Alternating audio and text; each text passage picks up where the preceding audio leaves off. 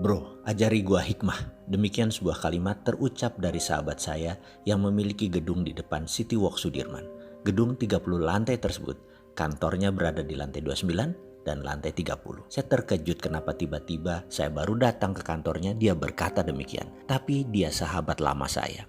Dia juga mitra bisnis saya. Saya tahu sekali tabiatnya. Dia berhati lembut, sensitif sekali. Dan kalau dia berkata begini, saya jarang komentar. Dalam hati saya berkata, apa dia mau nonton video naratif serial Sadar Kaya Advance ya? Lalu otak iseng saya keluar dan berkata, si Ahmad supir lu bawa motor? Ada katanya. Kita naik motor keliling Jakarta, saya bonceng bagaimana? Dia kaget, karena mungkin sudah 10 tahun dia tidak naik motor. Dia steril dari hal-hal seperti begini. Ayahnya adalah salah satu dari 4 macan konglomerat zaman Soeharto. Dia sekarang pemegang tahta generasi kedua kerajaan bisnis keluarga tersebut. Naik motor? Ya enggak lah. Kemudian dia berkata, oke, why not? Katanya. Kemudian motor supirnya disiapkan di lobi. Siang itu kira-kira jam 3-an. Saya nyetir, dia naik di belakang saya dan saya langsung tancap gas menuju Mall Ambassador, daerah Kuningan. Lalu saya teruskan sampai bypass daerah Pasar Gembrong. Rencana saya balik arah di sana. Dan ternyata hujan besar sekali di daerah bypass tersebut. Untung kami sempat berteduh di bawah tol di bypass tersebut. Ada puluhan motor melakukan hal yang sama. Hujan membesar, air bergerak naik ke arah trotoar, dan sahabat saya mulai gerutu. Sialan lu, basah nih gue. Di samping kami, seorang ayah dengan anaknya kira-kira berusia 10-12 tahunan berdiri merapat kedinginan. Air mengenang naik cepat sehingga sejajar trotoar tempat kami berdiri. Tiba-tiba ada mobil dengan kecepatan tinggi di dekat kami membuat siraman air kotor muncrat membasahi hingga tubuh kami. Semua orang menghujat seketika termasuk sang anak kecil tadi. Nampak sang ayah menenangkan dirinya. Saya yang berdiri di sampingnya tak kuasa tidak mendengarkan percakapan ayah anak ini. Sudahlah nak, jangan marah. Tapi dia kurang ajar ngotorin semua orang ayah. Kalau kita marah, kata ayahnya, itu energi negatif yang keluar dari diri kita.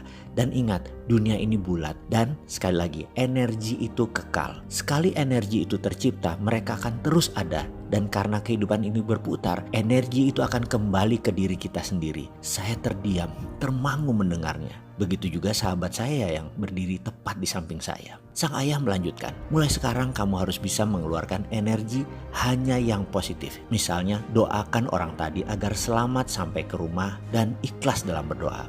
Doakan semua orang yang berteduh ini selamat sampai di rumah dan tidak terkena penyakit. Doakan pengemis di pinggir jalan. Doakan apa saja yang kamu lihat. Anak sekolah yang baru pulang, tukang sapu jalanan, semua yang kamu lihat. Doakan, percayalah hidupmu akan lurus, mudah dan selamat dunia akhirat. Papa selalu mencari uang halal untuk keluarga. Siang malam semua papa doakan. Mamahmu menanak nasi, dia berdoa. Ucapkan doa baik buat petani yang menanam, pedagang yang berjualan, pengendara yang membawa beras ini, petani yang menggiling padi menjadi beras, ikan yang dimasak pun mamah selalu mendoakan. Sehingga apa yang kita makan sudah disyukuri, sudah diikhlaskan, sudah diseimbangkan. Tak lama kemudian sebuah Alphard warna hitam tepat berhenti di depan mereka dan pintu terbuka. Mama, kata sang anak sambil naik ke mobil tersebut dan supir mobil tersebut bertukar dengan sang ayah.